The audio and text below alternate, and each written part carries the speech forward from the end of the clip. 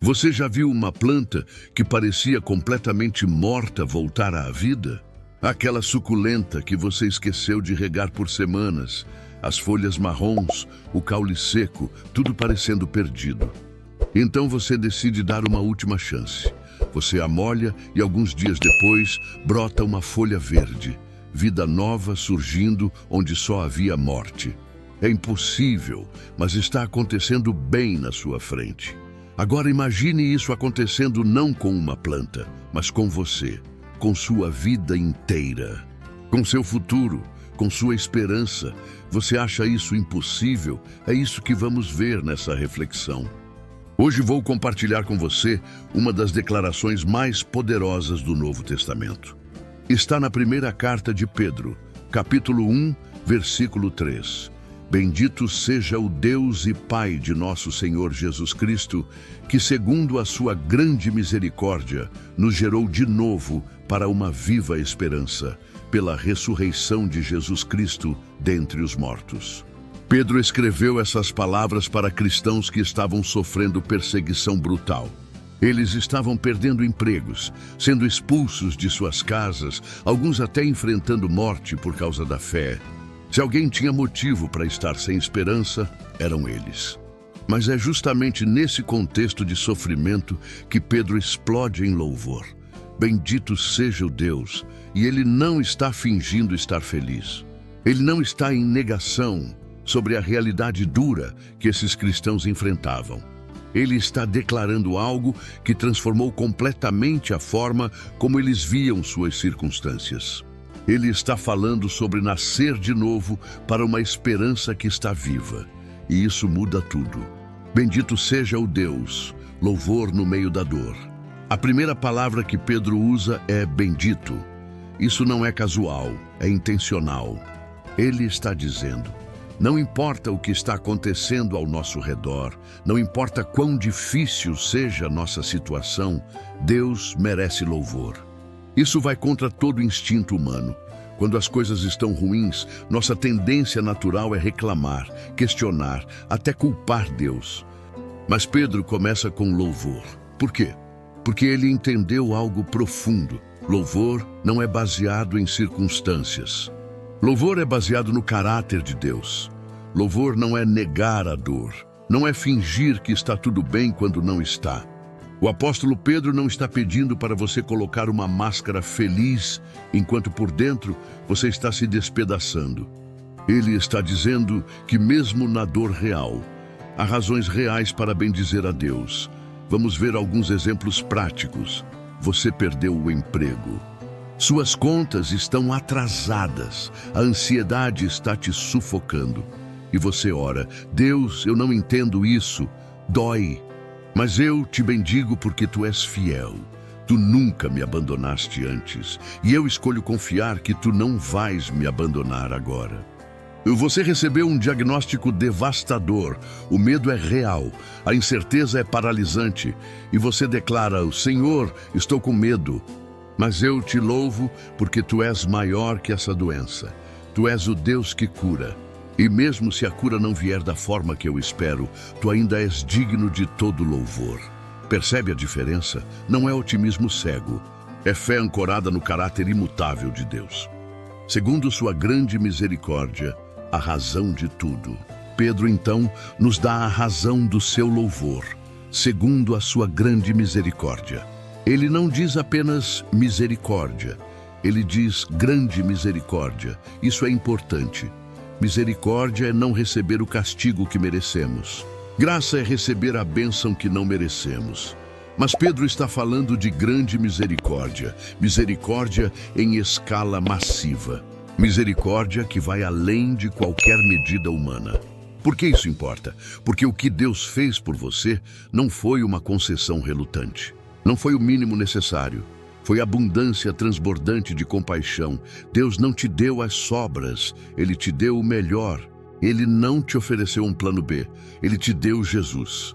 E aqui está algo que muitos cristãos não entendem completamente. A grande misericórdia de Deus não é apenas sobre o passado. Não é só sobre perdão de pecados cometidos. É sobre um novo futuro sendo gerado em você agora mesmo. Pensa assim. Você tem dívidas do passado. Alguém generoso paga todas elas. Isso é misericórdia. Mas grande misericórdia é quando essa mesma pessoa não apenas paga suas dívidas, mas te dá uma conta bancária cheia e diz: agora você tem recursos para viver de forma completamente diferente. É isso que Deus fez. Nos gerou de novo, um novo começo radical. Agora chegamos no coração da mensagem. Nos gerou de novo. Essa frase é revolucionária. Pedro não está falando de melhoria, não é reforma, não é você ficando um pouquinho melhor. É nascer de novo. É começar completamente do zero. É morte seguida de ressurreição.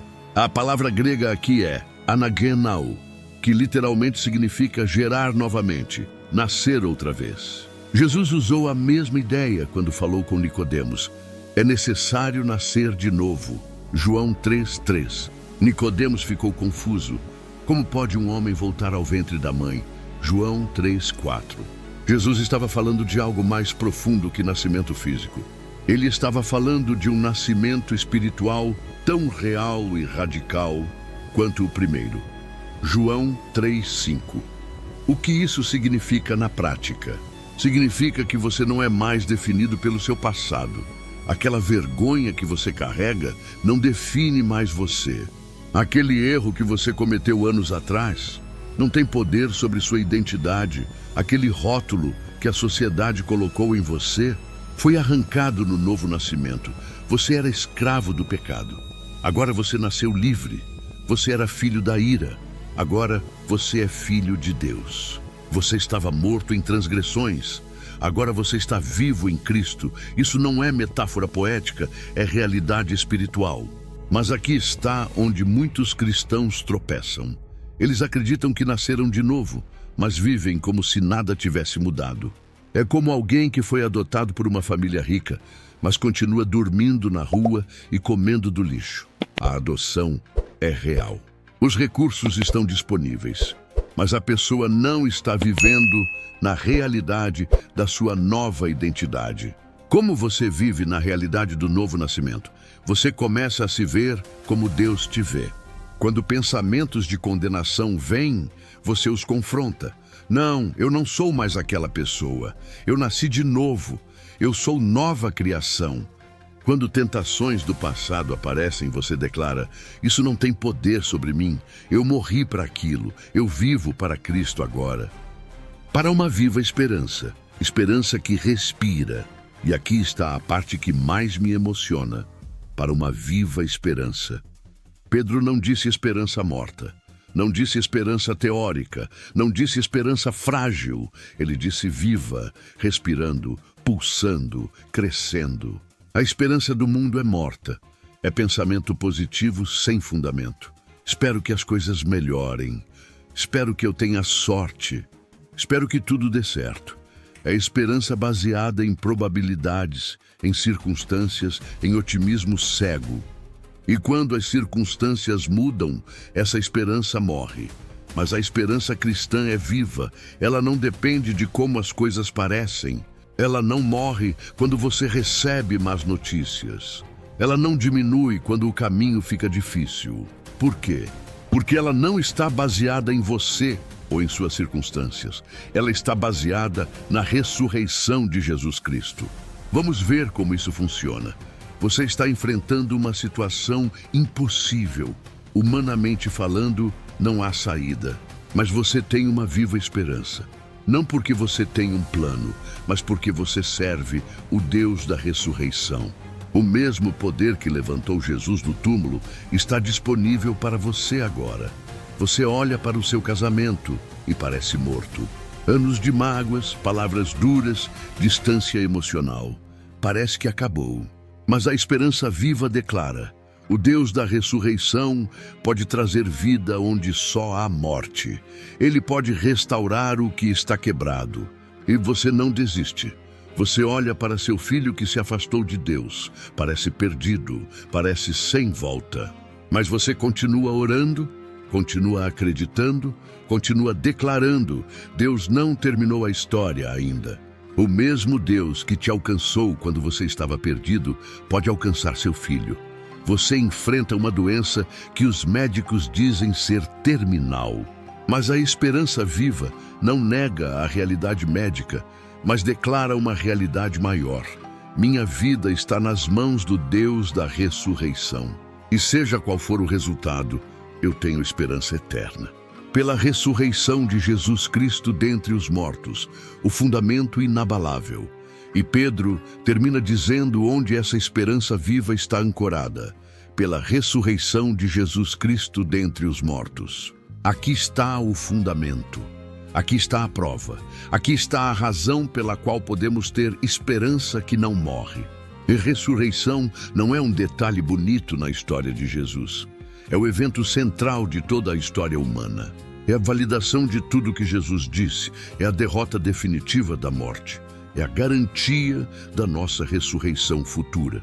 É a demonstração do poder ilimitado de Deus.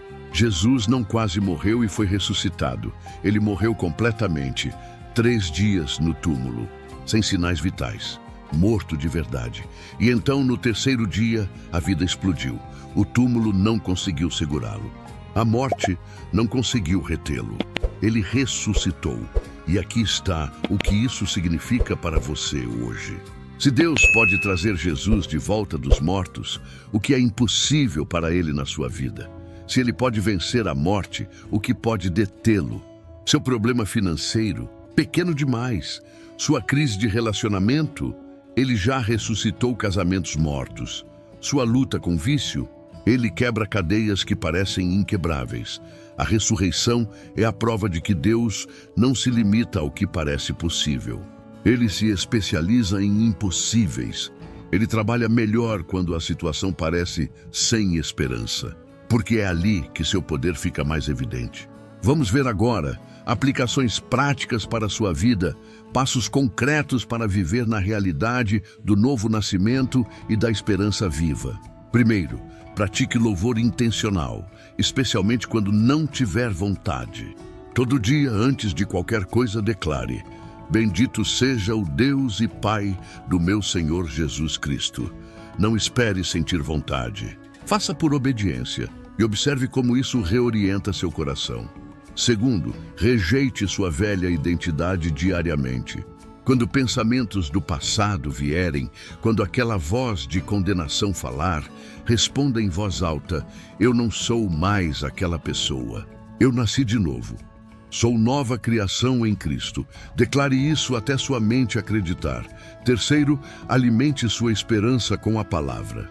Esperança viva precisa de nutrição e ela se alimenta das promessas de Deus. Encontre versículos sobre esperança, ressurreição, poder de Deus.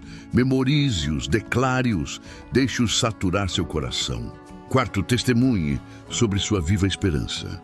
Quando alguém perguntar como você está conseguindo permanecer firme na tempestade, conte sobre a ressurreição. Fale sobre o Deus que gera vida nova. Seu testemunho fortalece sua própria fé e acende esperança em outros. Quinto, viva acreditando realmente na ressurreição. Tome decisões baseadas não no que você vê, mas no poder de Deus que você conhece. Ore orações ousadas. Creia em impossíveis. Haja como filho do Deus da ressurreição. Vamos terminar com uma verdade que pode mudar sua vida hoje. Não importa quão morta sua situação pareça. Não importa quão sem esperança as circunstâncias estejam. Você serve o Deus da ressurreição. O mesmo poder que levantou Jesus do túmulo está disponível para você agora. Você não está preso ao seu passado. Você nasceu de novo.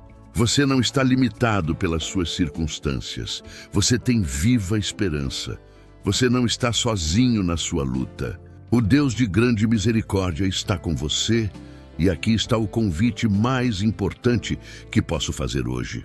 Se você nunca experimentou esse novo nascimento, se você está vivendo com esperança morta, se você está carregando o peso de um passado que parece definir você, hoje pode ser o dia da sua ressurreição pessoal.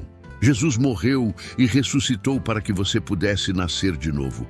Não é sobre tentar ser religioso, não é sobre melhorar seu comportamento. É sobre morte e ressurreição. É sobre render sua vida morta e receber vida nova de Deus. Ore agora.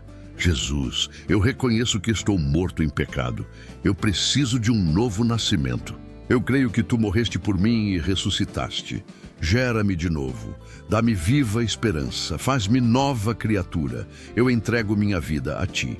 Se você fez essa oração com sinceridade, bem-vindo à família. Você acabou de nascer de novo. Agora comece a viver na realidade dessa nova identidade. Procure uma igreja que prega a palavra. Conte para alguém sobre sua decisão. Comece a ler a Bíblia e observe Deus transformar sua vida de forma que você nunca imaginou possível. E se você já é cristão, mas tem vivido com esperança morta, hoje é o dia de reviver.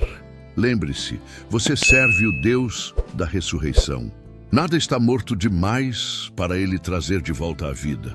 Nada está quebrado demais para Ele restaurar. Nada está perdido demais para Ele redimir. Bendito seja o Deus e Pai de nosso Senhor Jesus Cristo. Ele merece todo louvor, toda honra, toda glória, porque Ele, segundo sua grande misericórdia, nos gerou de novo para uma viva esperança. E se esta mensagem tocou você, compartilhe, porque alguém próximo de você está vivendo com esperança morta. Alguém precisa ouvir sobre o Deus da ressurreição. Alguém precisa saber que é possível nascer de novo. Seja você quem leva essa mensagem de vida para eles. Amém.